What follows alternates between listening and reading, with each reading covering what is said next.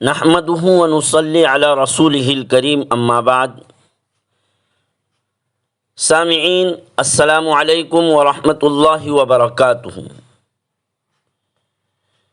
آج کی اس نشست میں ہماری گفتگو کا موضوع ہے محرم الحرام میں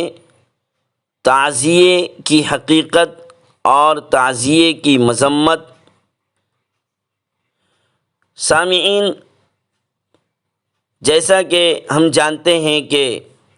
محرم الحرام میں خاص طور سے 10 محرم الحرام کو ایک مخصوص فرقہ جسے شیعہ فرقہ کہا جاتا ہے اور کچھ ان کے ہم خیال لوگ بھی محرم الحرام میں واقعہ کربلا کی یاد میں حضرت حسین رضی اللہ تعالیٰ عنہ کی شہادت کی یاد میں سوگ مناتے ہیں، غم مناتے ہیں، نوحہ کرتے ہیں اور اپنے بدن اور کپڑے پھاڑتے ہیں۔ اسی طرح اس محرم الحرام میں تعزیہ بناتے ہیں۔ خاص طور سے تعزیے کے متعلق چند باتیں عرض کرنی ہیں کہ اس کی حقیقت اور مذمت کیا ہے۔ ماہ محرم الحرام میں حضرت حسین رضی اللہ تعالیٰ عنہ کی یاد میں ان کے مزار سجانے کا ڈھونگ رچ کر رسماً تعزیہ سجایا جاتا ہے اور بے شمار پھول اس پر ڈالے جاتے ہیں اور اس کی زیارت کو زیارت حسین تصور کیا جاتا ہے اور گلی کوچوں میں اس کو لے کر گشت کرتے ہوئے یا حسین پکارتے ہیں، جو صریح ناجائز، خلاف شرع اور سخت مذموم بدعت ہے۔ اس شنیع حرکت سے مکمل خیر القرون خالی رہا ہے، کہیں اس کا ثبوت نہیں ہے۔ یوم عاشوراء میں سواریاں نکالنا، تعزیہ نکالنا، یہ دشمنان اسلام کی زہریلی سازش ہے۔ فتاوی رحیمیہ میں ہے کہ تعزیہ کی ابتدا سن 900 ہجری میں امیر تیمور لنگ کے زمانے میں ہوئی ہے۔ چونکہ امیر تیمور لنگ عراق جایا کرتا تھا اور نجف اشرف کی زیارت کیا کرتا تھا، 10ویں صدی ہجری میں امیر تیمور لنگ کے بعد ہمایوں بادشاہ دہلی کے تخت پر بیٹھا تو اس کے وزیر بیرم خان نے کربلا جا کر ہمایوں کے واسطے زمرد تراش کر حضرت حسین کی قبر بنوائی اور سن 1000 ہجری میں ہندوستان میں سب سے پہلا تعزیہ آیا جو وزن میں 46 تولہ تھا۔ چونکہ میسور، سندھ، بنگال اور اودھ میں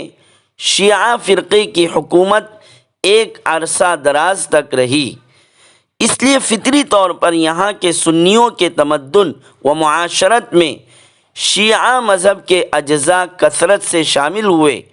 اور تعزیہ داری کا رواج ان میں بھی بہت زیادہ پھیل گیا۔ پہلے 40 دن تک تعزیہ داری ہوتی تھی، لیکن نصیر الدین حیدر شاہ بادشاہ اودھ نے 8 ربیع الاول تک تعزیہ داری کو رواج دیا۔ کتنے افسوس کی بات ہے، تعزیہ انسان اپنے ہاتھوں سے تراش کر نٹ کر کے خود ہی بناتا ہے، کاغذ اور بجلی کے قمقموں سے اس کی زیبائش آرائش کرتا ہے اور اس پر کپڑا پھول چڑھا کر خوب سجاتا ہے اور اسی سے منتیں مرادیں مانگتا ہے، تندرستی اور اولاد مانگتا ہے۔ اللہ تعالی شانہ کا قرآن کریم میں ارشاد ہے، اتعبدون ما تنحتون واللہ خلقکم وما تعملون، سورۃ الصافات۔ یعنی کیا تم لوگ ایسی چیز کی پوجا کرتے ہو جسے تم خود اپنے ہاتھوں سے بناتے ہو، حالانکہ اللہ تعالیٰ نے تم لوگوں کو اور تمہارے اعمال کو بھی پیدا کیا ہے۔ دوسری جگہ ارشاد ہے، وما یؤمن اکثرهم الا وهم مشرکون، یعنی ان میں اکثر لوگ باوجود اللہ پر ایمان کے بھی وہ مشرک ہی ہے۔ در حقیقت تعزیہ، علم اور سواریوں کا ڈھونگ رچنے والے اپنے نام کے مسلمان ایمان کا ظاہری نقاب ڈال کر مسلمانوں کو دھوکے میں مبتلا کرنا چاہتے ہیں۔ حضرت سیدنا حسین رضی اللہ عنہ سے محبت اور تعلق کا حق تو یہ تھا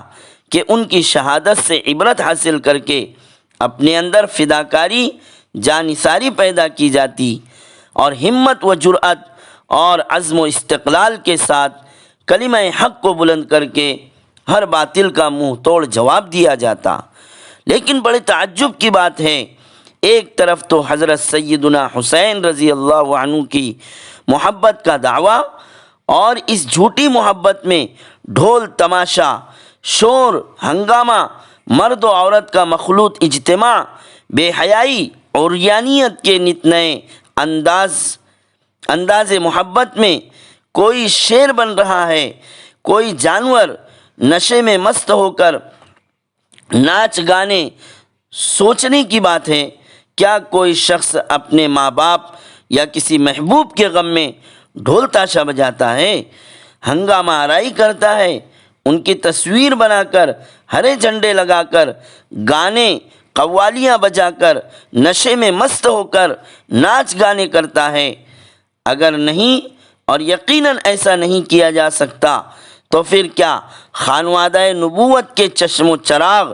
سیدنا حضرت حسین رضی اللہ عنہ کا مقام اور مرتبہ اتنا کمزور ہو گیا کہ ان کے حق میں وہ نازیبا کام انجام دیے جائیں جو ایک ادنا انسان کے حق میں نہیں انجام دیے جا سکتے؟ اس لیے ضروری ہے کہ ہر وقت عموماً اور ماہ محرم میں خصوصاً ہر قسم کے رسم و رواج اور غیر اسلامی اعمال سے بچتے ہوئے اسلام کی صحیح اور سچی تعلیمات و ہدایات پر عمل کیا جائے، تاکہ امت کا خصوصی رشتہ اپنے محبوب صلی اللہ علیہ وسلم کے ساتھ پائیدار اور مضبوط ہو سکے، جو یقیناً دنیا و آخرت کی کامیابی و کامرانی کی سب سے بڑی بنیاد ہے۔ اللہ تعالی ہمیں صحیح عمل کی اور صحیح راہ حق پر چلنے کی توفیق عطا فرمائے۔ سبحان اللہ و بحمدہ، سبحان اللہ العظیم۔